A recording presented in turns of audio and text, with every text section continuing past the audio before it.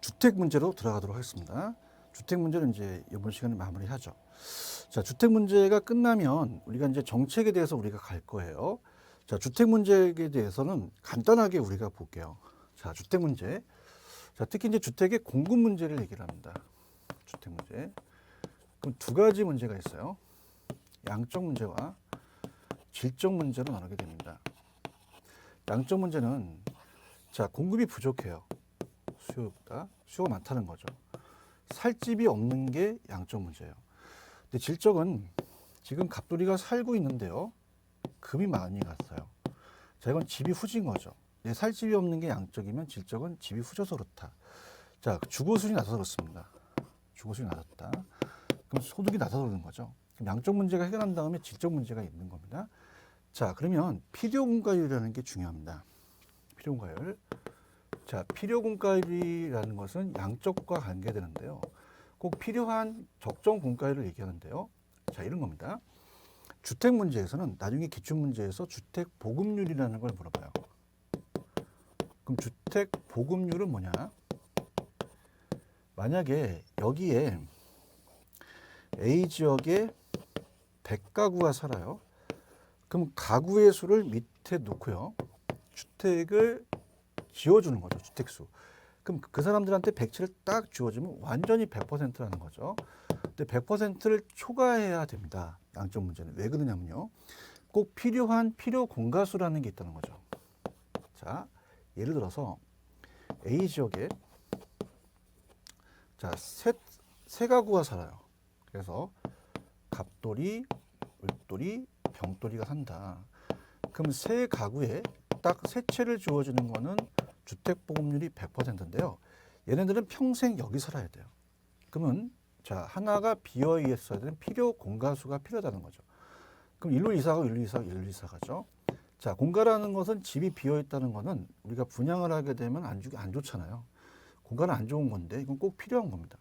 그러면 주택 문제를 해결하려면 양적 문제는 주택 보급률이 100%를 초과해야 됩니다.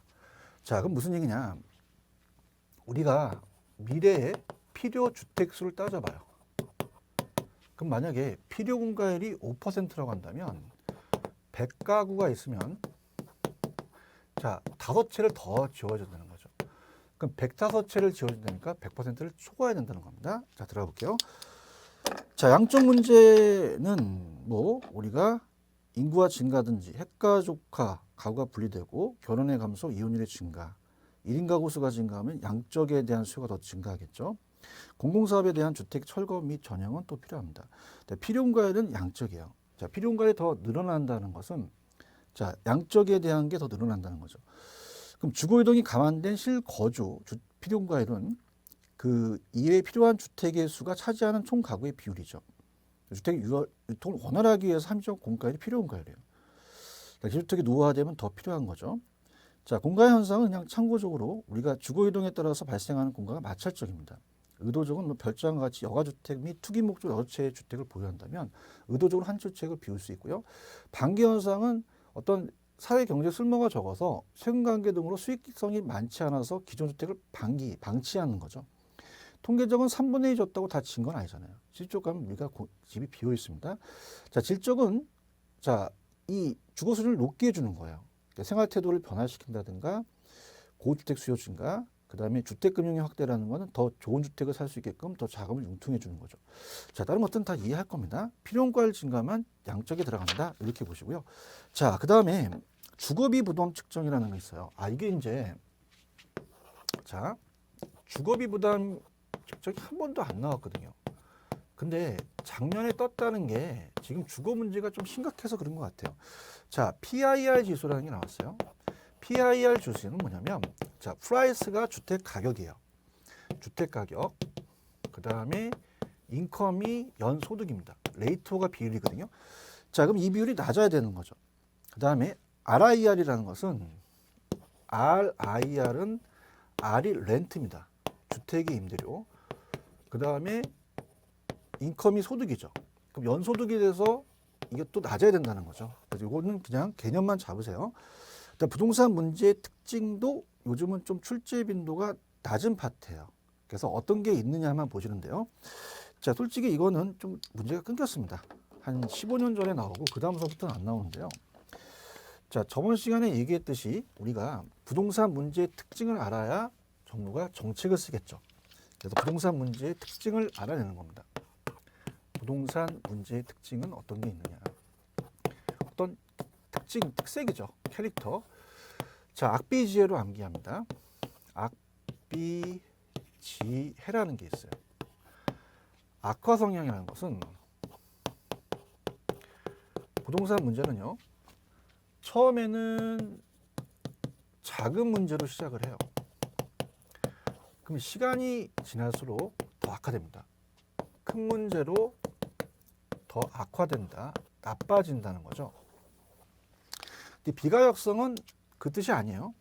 비가역성은 우리가 옛 상태로 돌아가기가 빠꾸하기가 어렵다는 거죠. 자, 한번 악화되면 회복하기가 어렵다는 거예요. 회복하기가 어렵다. 이렇게 가져가셔야 되고요. 그 다음에 지속성이라는 것은 악화 성향처럼 시간이 지난다는 건 마찬가지예요. 근데 시간이 지날수록 그 문제가 지속된다는 거죠. 그 문제가 지속된다, 또 계속된다. 자, 그 다음에 우리 부동산은 단순 수수과학이 아니라 종합운용과학입니다. 종합 정책을 써야 되죠. 그래서 해결수단의 다양성이에요. 개별성이 아니라는 거. 개별성이 아니라 다양성이라는 거. 그러니까 종합 정책을 쓴다는 것만 가져가시면 됩니다. 자, 가볼게요. 자, 그럼 이렇게 갈게요. 우리가 조금 응용해서 악화 성향과 지속성은, 자, 우리가 이 성인들이 이제 요새 비만이어서 성인병에 배가 많이 나오잖아요. 배 나온 문제죠. 그럼 배 나온 문제가 가만히 놔두면 나이 들면 더 나오는 게 악화 성향이고, 비가역 3번 나온 배는 원래 상태로 집어넣기가 어렵고, 지속성은 한 번 발생하면 우리가 요요 현상이죠. 또 신경 안 쓰면 또 나오겠죠. 그럼 악화 성향이라는 것은 어떤 문제가 생기면 악화된다는 얘기예요. 점점 어려워진다는 거죠. 그래서 악화된다, 악영향을 미친다, 더 확대된다. 비가역성은 어떤 문제가 악화되면 옛 상태로 돌아가기가 어렵다는 거죠. 자, 2번 지가가 폭등하면, 강남의 지가가 폭등했는데 옛 상태로 돌아갈까요? 과거로 환원하기가 어렵다는 거죠. 그 다음에 지속성은 그 시간의 흐름에 따라서 계속된다는 겁니다. 자, 그 다음에 그래서 양적 문제가 해결하면 우리가 질적 문제로 계속된다는 거죠. 해결수단의 다양성이 나왔었는데요. 자, 우리가 종합정책을 써요. 그래서 개별성이 아니라 해결수단이 다양한다는 건 종합정책의 성격을 띠고 있다. 그렇게 가져가시면 되고요. 자, 이제부터 우리가 시험 문제입니다. 정부의 시장 개입 이유에다가 자, 우리가 별표를 하나 정도 쳐놓으시기 바랍니다.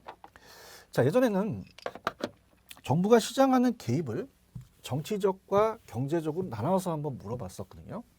그래서 먼저 정부의 시장 개입의 이유예요. 감사합니다. 정부의 시장에 개입하는 이유. 요즘은 또 근거라고 나오거든요. 두 가지입니다. 정치적인 이유가 있겠고요.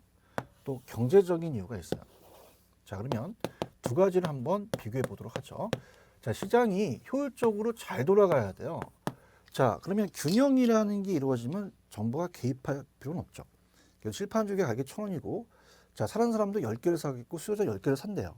자, 그런데, 자, 시장이 안 돌아간다는 건 뭐냐면, 효율적인 배분이 안 돼요. 그래서 너무 과소 생산이나 과대 생산되면 안 된다는 거죠. 근데 시장이 너무 잘 돌아가도 문제가 된다는 겁니다. 왜? 자, 있는 사람이 너무 먹어버려요. 그러면 저소득층을 위해야 된다는 거죠. 그렇죠. 그래서 여러분과 저같이 사회적 구성원이라면 사회적 목표를 달성합니다. 그래서 사회적 목표를 달성하기 위해서 저소득층을 개입하는 게 정치적이에요. 그래서 대표적으로 요즘 공공임대를 많이 짓잖아요. 공공임대주택 정책이 대표적입니다. 자, 그래서 이걸 공급하는 거죠. 자, 이거는 이제 소득 재분배라는 얘기가 떴어요. 소득 재분배의 역할이 또 형평성에 좀 기여하겠고요.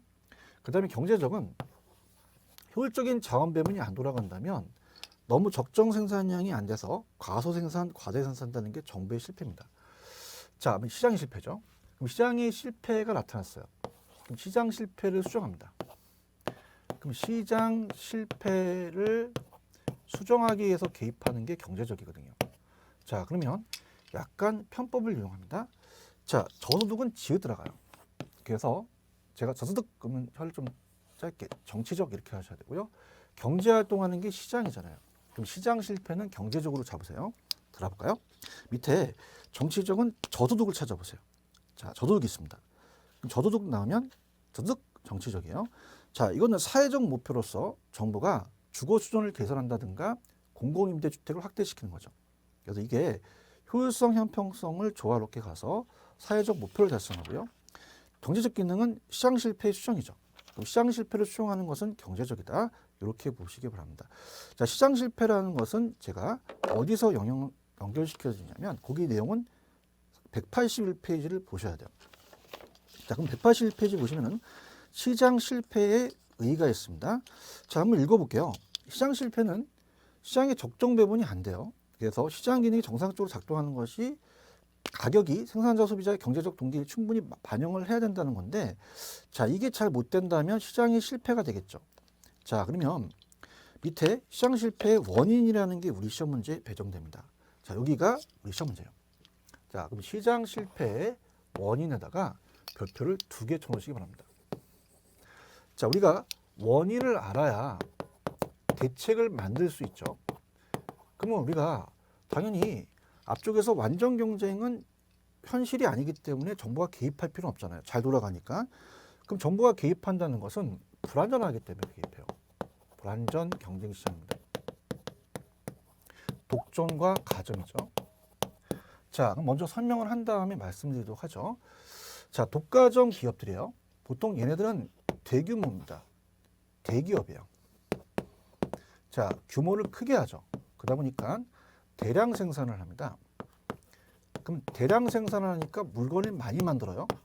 그럼 생산비를 줄여버려요. 그러면 가격을 떨어뜨려서, 자, 중소기업보다 가격 경쟁에서 이겨서 나중에는 자연 독점으로 가서 가격을 올릴 수 있다는 거죠. 그럼 정부는 독과점을 규제해야 된다는 거죠. 그래서 규모를 크게 한다는 게 규모의 경제라는 게 뜹니다. 자, 규모의 경제가 발생하는 것도 시장의 실패라는 거죠. 그래서 요거는 우리가 비용을 떨어뜨린다 그래서 비용 체감 산업이 된다 이렇게 얘기를 해요. 그래서 하나씩 제가 책에 체크드리죠. 자, 시장 실패의 원인은 불안전, 독과점 때문이다. 독점 기업은 사회적 바람직 수준보다 가소 생산을 하게 되겠죠. 나중에 가서는. 자, 지네들이 독점을 하다 보니까. 자, 그래서 아까 말씀을 드렸고요. 규모의 경제가 대기업이잖아요. 자, 규모를 크게 해요. 그러면 비용을 감소시켜요. 그러면 가격 경쟁이 이다 보니까 비용 체감은 독점화 되거든요. 그럼 나중에 또 우리가 독과점이 돼서 자연 독점으로 돌아간다는 거죠. 자, 정보의 비대칭성으로 한번 가볼까요? 자, 정보의 비대칭성이라는 건 정보가 차이가 있다는 겁니다. 자, 정보를 많이 가진 사람과 적게 가진 사람. 자, 우리가 어디가 막 개발될지 아시는 분들은 많은 개발 이익을 가져가겠죠. 자, 그래서 정보의 비대칭성입니다. 비대칭성. 자, 정보가 차이가 심하다는 거예요. 대칭되지가 않는다는 거죠. 이쪽은 많고 이쪽은 적다는 얘기예요. 자, 그러면 가볼까요? 정보의 비대칭은 경제주체의 그 비효율적인 정보를 배분해서 역선택과 도덕적 선택이라는 게 있는데, 자, 이건 아직까지 출제된 적은 없었어요. 자, 그러면 우리가, 자, 거기 보시면은 어때요? 밑에 이 미음번에 가시면은 부동산 시장에서 매도자와 매수자 간의 정보의 비대칭 문제가 빈번히 발생하는데, 매도자는 자신이 판매하는 부동산에 대한 정보를 제대로 제공하지 않는 건 도덕적 해이고, 이때 매수자는 또 역선택을 가능하게 한다. 자, 도덕적 해이는 정보를 많이 보유한 주체, 도덕적 해이 문제가 발생한다는 거죠. 약속한 것을 쉽게 지키지 않고 상황 변화에 따라서 자기 이익만을 추구함으로써 다른 사람한테 어떤 피해를 줘요. 그래서 자, 우리가 매도자는 자신이 판매하는 부동산에 대한 정보를 제때 제공하지 않았죠. 자, 그러면 그 역선택이라는 건 정보가 부족한 주체예요. 거래 행위를 할 때 정보가 부족한 거래 당사자가 바람직하지 못한 어떤 선택을 하겠죠. 그래서 낮은 품질의 재화를 구입한다든가 그 역선택에 간다는 거죠. 그래서 그런 식으로 그냥 참고하시기 바랍니다. 도덕적 해이와 역선택이다. 이렇게 보시면 되고요. 자, 그래서 정보가 많으면 도덕적 K, 정보가 부족하면 역성택 이렇게 된다는 겁니다. 참고하시기 바랍니다. 자, 그러면 공공재라는 거에다 별표 쳐보세요. 자, 우리가 시험 문제가 기출문제 키워드입니다. 자, 공공재가 한 문제 정도 나올 수가 있어요. 그래서 우리가 공공재를 가지고 우리가 나오기 때문에 공공재는 여기 자체가 별표를 치세요. 한 3개 정도. 자, 그래서 공공재를 자주 물어봐요. 공공재는 공공이 쓰는 재화를 얘기합니다. 자, 그러면 우리가 뭐 국방 서비스, 치안 서비스인데 생태공원 같은 건 정부가 공급해서 개방을 하잖아요. 그럼 공공재는 어떤 일이 벌어지냐면, 자, 이따가 비경합성이라는 게 나와요. 경합하지 않아요, 서로. 공동 소비를 하니까 서로 싸울 필요는 없죠. 비가 들어간다는 거 꼭 기억하시고, 소비자가 겹치거나 경쟁하지 않아서 공공재는 동시 소비가 됩니다. 자, 그 다음에 어떤 문제가 되냐면, 정부가 공원을 우리가 일반 시민한테 오픈해놔요. 돈 안 받아요. 무임승차죠. 그럼 비배제성이라는 것은 돈을 지급하지 않아도 배제하지 않는다는 거죠. 그러니까 별도의 요금을 지불 없이도 사용 가능하다는 얘기예요. 그럼 무임승차가 발생하겠죠. 자, 무임승차가 발생하게 되면, 자, 이걸 정부가 시장에 맡겨서 민간기업에 맡기잖아요. 그럼 민간기업이 손해보고 하겠습니까? 과소 생산돼요. 자, 요 과소 생산된다는 게 가장 출제 빈도가 높습니다. 그러다 보니 적정 생산이 안 된다는 거죠. 시장이 실패입니다. 누가 개입해야 돼요? 정부가. 그래서 이 공공재라는 것은 우리가 SOC 사업, 사회 간접자본, 철도, 항만 돈이 많이 들어갑니다. 그럼 정부가 할 수밖에 없죠. 세금 걷어서 정부가 공급하자. 공공재를 시장에 맡겨놓으면 시장이 실패가 된다는 겁니다. 자, 들어볼게요. 자, 공공재는 사회 간접자본 같은 항만, 철도 같은 거라는 거 들어보시고요. 자, 공공재는 뭐 치안, 소방, 교육 이런 것들도 들어가지만 생태공원을 예를 들었죠. 자, 비경합성, 비배제성, 비가 꼭 들어갑니다, 여러분들. 그래서 비경합성 한 사람의 소비가 다른 사람의 소비를 방해하지 않는 거죠. 비배제성은 대가를 지불하지 않아도 배제하지 않아요. 그러다 보니까 무임승차가 된다, 과소 생산이 된다, 그렇게 보시고요. 그래서 밑에 보시면 시장기구에 의해서 공공재가 사회적 재정 수준보다 과소 생산한다는 게 키포인트예요. 누가 개입해? 정부가 세금 공공기금을 해서 정부가 공급을 해야 된다는 거죠. 공공재도 외부 효과를 유발시키는 것이다. 이렇게 보시기 바랍니다. 자, 외부 효과에다가 별표 3개입니다. 자, 외부 효과는요, 출제될 가능성이 굉장히 높아요. 외부 효과가 시장의 실패인데요. 자, 이 외부 효과를 박스로 정리를 해보죠. 자, 박스가 우리가 187페이지로 정리를 한 다음에 나머지 중요한 부분만 제가 체크를 해보도록 하겠습니다. 자, 187페이지 위주로 가져가세요. 그래서 공공재가 가장 유력하다. 자, 공공재는 시장 실패의 원인이다. 그 원인에 대해서 우리가 한번 배워보도록 하자. 들어갑니다.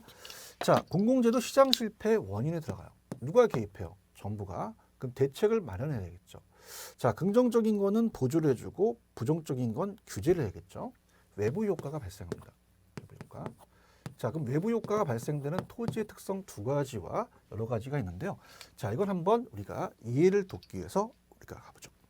자, 이렇게 합니다. 시장에서는 거래 당사자가 거래돼요. 거래 당사자. 매도자가 있으면 매수자.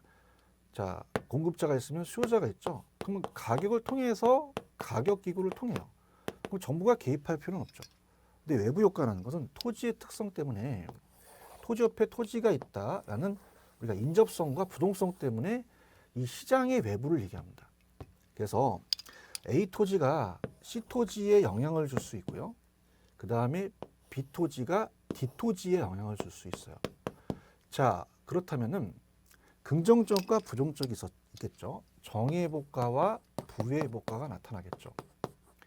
자, 들어가 볼까요? 자, 그냥 가볍게 볼게요. 여기에 얘가 공원을 못 만들겠죠. 자, 공원에 준하는 정원을 만들었어요. 그럼 시라는 애가 이익을 얻죠. 그럼 거기에 대한 대가로서 지도 이제 거기 가서 사용을 하거든요. 잠시 얘가 없을 때. 그러면 대가를 줘야 돼요. 근데 무임승차예요. 정부가 개입하죠. 그래서 이거는 공공재랑 똑같게 보시면 돼요. 정예복과도 긍정적이지만 정부가 개입해야 된다. 이렇게 보시고 세부적인 건 제가 나가게서 할 겁니다. 그러면 자, 부의복과가 잘 나옵니다. 자, 부의복과라는 것은 자, 이게 잘 떠요. 자, 그래서 우리가 얘가 공장을 해요. 폐수를 내려보냅니다. 시멘트 공장이.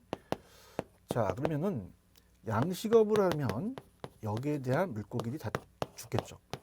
그럼 손실에 대한 보상을 안 해주니까 정부가 개입할 수밖에 없죠. 근데 여기서 좀 구체적으로 제가 말씀드리면, 자, 우리가 항상 생산에서 나타날 수 있고 소비에서 나타날 수도 있거든요. 내가 생산하면서 남한테 피해를 줄 수 있고 내가 담배를 피면서 피해를 줄 수도 있어요. 근데 소비보다는 우리가 생산 쪽으로 잘 나옵니다. 그러면 개인이 부담한 비용을 사적 비용이라고 하고요. 사회가 부담한 비용을 사회적 비용이라고 그래요. 그럼 사회적 비용이라는 것은 이 사적 비용에다가 추가 비용이 더 들어간다는 거죠. 자, 그러면 얘는 공장 폐수를 내려면서 자, 정부가 공해방지 시스템을 설치하는데 비싸니까 설치 안 해요. 그럼 얘는 그 환경오염 부담에 대한 부담을 지가 안 하고 폐수를 내려보니까 개인적인 비용은 100원밖에 안 냈어요. 근데 사회적으로 봤을 때는 추가적인 10원이 여기 환경을 치유하는데 더 들어갔죠. 그럼 사회적 비용이 많이 들어갑니다. 그럼 사적 비용이 적게 들어가니까 우리가 과소 생산해요. 누가 개입할 수밖에 없어요? 정부. 그럼 규제를 해야 되죠. 그럼 부의복과는 규제해주고, 자, 정예복과는 보조해준다는 겁니다. 자, 그럼 이런 게 생긴다는 게 토지 옆에 토지가 있기 때문에 토지가 움직이지 않죠. 그래서 제가 앞쪽에서 뭐라 그랬어요? 토지가 움직이지 않는 부동성과 토지 옆에 토지가 있는 인접성 때문에 외부 효과가 발생한다는 걸 기억하시죠? 자, 그럼 박스로 정리해 두시는 게 좋아요. 정은 긍정적이죠. 정예복과. 그래서 우리가 외부 경제라는 말을 씁니다. 자, 부는 부정적이에요. 부는 부정적이다. 그래서 외부 불경제라는 말을 씁니다. 외부 불경제. 그러면 아까 우리가 이 공공재라는 거 기억하시잖아요. 공공재 생태공원을 기억하실 거예요. 자, 그러면 생태공원을 갑돌이가 주택 수요자라면 주위에 생태공원에 대한 것을 유치하라고 하겠죠. 그래서 사회적 현상이 핀피 현상입니다. Please in my frontyard, 내 앞마당에 설치해달라는 거죠. 그런데 자, 자기 집 앞에 쓰레기 매립장이나 화장터는 헌수막 걸어놔요. 그러면 부정적이죠. 자, 님비입니다. 님비. 그래서 자, 어떻습니까? 님비라는 것은 not in my backyard, 내 뒷마당은 안 돼요. 자, please는 핀피니까 긍정적이고 님비는 부정적이다. 자, 약간 편법. 자, 이게 불이잖아요. 자, 이게 냄비라면 냄비가 불이 필요하죠. 자, 그럼 이렇게 보시면 되고요. 자, 우리가 시험 문제는 그렇게 어렵게 나오지는 않습니다. 자, 그래서 이거는 제가 그림을 그린 거는 이해를 돕기 위한 거죠. 그래서 외부 효과라는 것은 시장의 외부예요. 시장을 통하지 않고, 자, 그래서 뭐 했다 하면 딱 잡아 떼셔야 돼요. 그럼 시장을 통했니? 아니요, 통하지 않았어요. 자, 이건 시장의 외부고요. 자, 제3자입니다. 제3자라는 것은 거래 당사자가 아니죠. 거래 당사자는 시장 안에서 거래가 되잖아요. 자, 제3자라는 것은 의도하지 않은 사람이에요. 그러면 딱 잡아떼라 그랬죠. 의도하지 않았다. 돈을 지불했나요? 가격 기구를 통하지 않았죠. 그 다음에 이익에 대한 대가, 손실에 대한 보상을 안 했죠. 그럼 세부적으로 좀 나가보도록 하죠. 자, 들어가겠습니다. 자, 어렵지 않기 때문에 세부적인 내용을 한번 우리가 들어가 보도록 하겠습니다. 정예복과 부예복과입니다. 자, 그러면 만약에 예를 든다면 3필지, 4필지, 5필지가 있으면 자, 4필지의 갑이라는 75세 노인이 옆집을 쓸어줘요. 그럼 쓰레기 봉투가 들어가잖아요. 그럼 이익에 대한 대가를 안 주고 무임승차합니다. 담배값이나 봉투를 안 사줘요. 그럼 정부가 보조를 해줘서 이걸 우리가 해결해야 될 수밖에 없죠. 그러면 이건 이익에 대한 대가를 안 준다. 자, 그러면 우리가 생산면이나 소비면에서 나타날 수가 있습니다. 그럼 생산면에서는 개인의 비용이 많이 들어갔어요. 그래서 이거는 항상 사회가 유리하다고 하세요. 사회적 비용이 줄고 사회적 편익이 커진다는 거죠. 사회가 유리하다. 자, 그럼 어떻게 됩니까? 사적 비용이 더 많이 들어가는 거죠. 사회가 유리하니까 사회적 비용이 적게 들어갑니다. 그러면 개인에 대한 비용이 많이 들어가니까 과소생산돼요. 그럼 정부가 개입해서 보조를 해줘서 적정 생산을 만들어줘야 되죠. 자, 소비는 편익입니다. 그래서 그냥 이거는 편익은 이익이에요. 자, 사회가 유리하다 보니까 사적 편익보다는 사회적 편익이 크다. 그냥 그렇게만 가지고 가세요. 편익을 갖고 장난치지 않았습니다. 소비 입장에서도 과소 소비를 한다. 개인적인 편익은 적으니까 과소가 나온다. 이렇게 보시고요. 자, 부의복과를 다시 한번 우리가 그림을 한번 그려볼게요. 아까 공장이 갑돌이가 시멘트 공장을 해서 폐수를 내려보냈어요. 그러면은 인접성에 의해서 옆에 있는 토지가 피해를 보죠. 양식업 하는 애가. 자, 그럼 떼죽음이 될 거예요. 그럼 어떻습니까? 아까 제가 손실에 대한 보상을 안 해줬죠.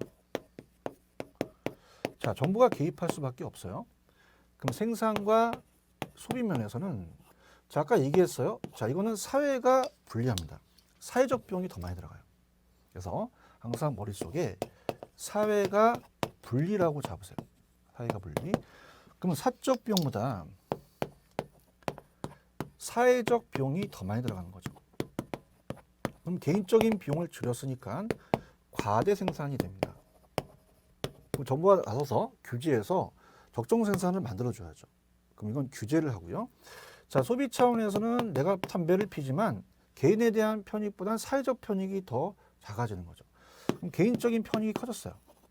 사회적 편익, 그 다음에 사회적 편익이 적어졌습니다. 그러면 또 과대 소비를 할 수 있다는 거니까 참고하시기 바랍니다. 자, 들어볼게요. 자, 187페이지 정의해복과나 부의해복과나 자, 사회 이익을 주지만 이익에 대한 대가를 받지 못한 게 정의해복과죠. 사회가 유리하죠. 그럼 사회적 편익이 크고 사적 비용이 많이 들어가죠. 그럼 최적 생산보다 과소 생산, 과소 소비, 그 보조금을 지급합니다. 그럼 세제 혜택을 받아서 또 생산을 증가하니까 효율적인 자원 배분이 되죠. 그 다음에 기술 개발 보조금을 지급하면 또 핀피 현상이 나타날 수 있고요.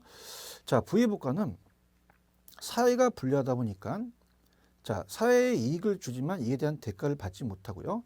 부의복과는 사회적 비용을 발생시켰지만 그의 비용 부담이 손해배상을 하지 않는다는 거죠. 사회적 비용이 더 커진다는 얘기예요. 그러면 사회가 더 불리하다. 그러면 사적 편익이 크고 사회적 비용이 높다는 거죠. 그러면 과대 생산돼요. 과대 소비. 그러다 보니까 적정 생산 많이 생산된다는 거죠. 그럼 부담금과 조세를 부과시켜 생산을 감소시켜야 됩니다. 그래서 효율적 배분을 해서 환경세를 부담시키죠. 그러니까 님비 현상, 우리가 부의해복과가 되는 거죠. 자, 이렇게 보시면 됩니다. 자, 그 다음에 이제 나와 있는 거는 자, 우리가 그 페이지로 가시면은 그 184페이지 가시면은 외부 효과라는 게 있죠.